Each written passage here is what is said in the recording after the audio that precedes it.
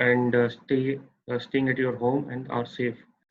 Friends, नमस्कार, welcome to our YouTube channel and आज हम ये वीडियो लेके आए हैं बिकॉज आज शाम से ही एक मैसेज यूट्यूब पे और व्हाट्सएप पे सर्कुलेट हो रहा है काफ़ी। और वो मैसेज है कि जीएसटी ने जुलाई 2017 का डेटा डिलीट कर दिया है जीएसटी पोर्टल से। जी हाँ दोस्तों, एक मैसेज सर्कुलेट हो रहा है that GST has deleted July 2017 data from the GST portal.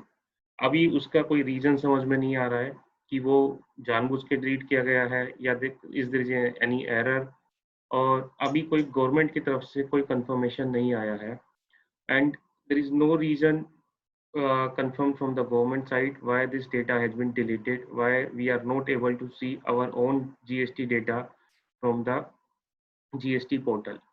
Abhi there is a message coming on this WhatsApp as well as on the YouTube. उस मैसेज के अकॉर्डिंगली ये लिखा गया कि सेक्शन 146 के अकॉर्डिंगली ये डेटा को डिलीट कर दिया गया है। Now what is section 146 of CGST act is saying? Let's see this section. It is saying the government may, on the recommendation of the council, notify the common goods and service tax electronic portal for facilitating registration, payment of taxes, furnishing of returns, computation and settlement of integrated taxes, electronic e-way filing, and for carrying out such other function and such purpose as may be prescribed.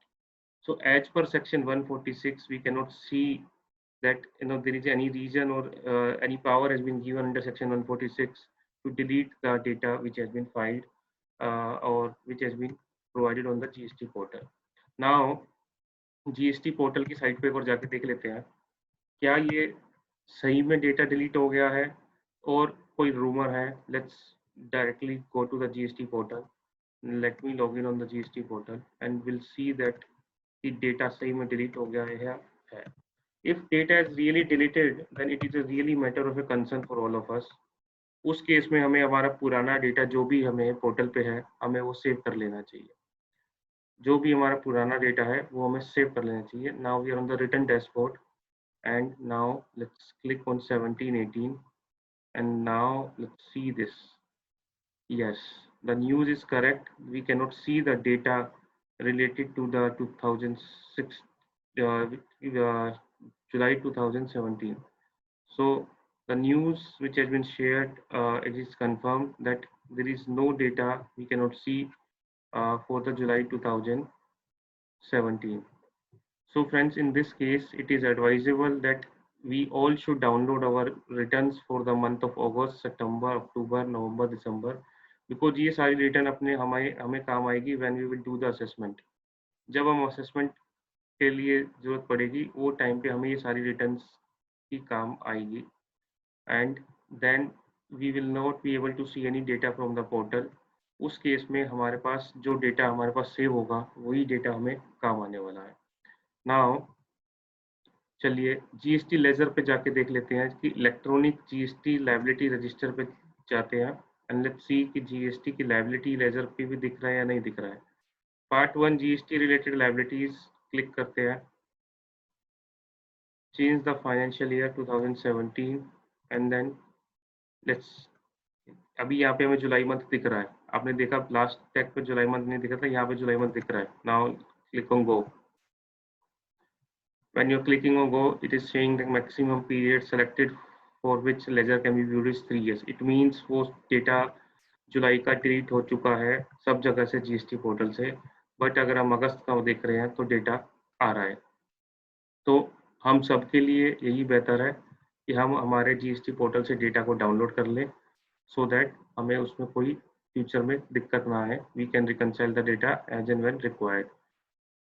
Return tabs में जाके भी एक बार check कर लेते हैं। View filed returns में हम देख लेते हैं कि कौन कौन सी रिटर्न्स जो हमने फाइल करी है उसमें से कुछ अवेलेबल है क्या।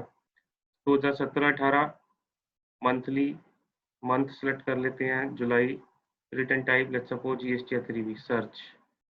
यहाँ पे we can see the result return something seems to have gone wrong, so it means data सब जगह से डिलीट हो चुका है। डाउनलोड करके देख लेते हैं कि रिटर्न में जो फिगर्स गए थे वो ही फिगर्स आ रहे हैं या फिर नए फिगर्स आ रहे हैं या फिर फिगर्स आ ही नहीं रहे हैं। फिगर्स 0 हो गए हैं। चलो दोस्तों वो भी देख लेते हैं। Let's open this file.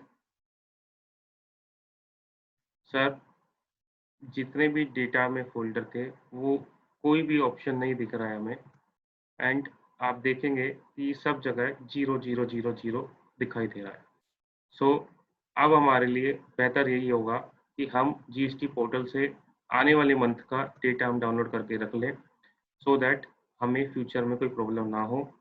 अभी इसके ऊपर कोई क्लैरिफिकेशन नहीं आई है जीएसटी की तरफ से और इन्फोसिस की तरफ से कि why this data has been deleted, is there is any technical error, या फिर गवर्नमेंट इसने इस डेटा को डिलीट कर दिया because of the server issue, because of the bandwidth issue. हो सकता है जीएसटी पोर्टल लोड नहीं ले पा रहा उतना, लेकिन हमारी गुजारिश है कि अगर गवर्नमेंट का जीएसटी पोर्टल हमारा प्रीवियस डेटा भी नहीं संभाल सकता है, then what is the use of this GST portal.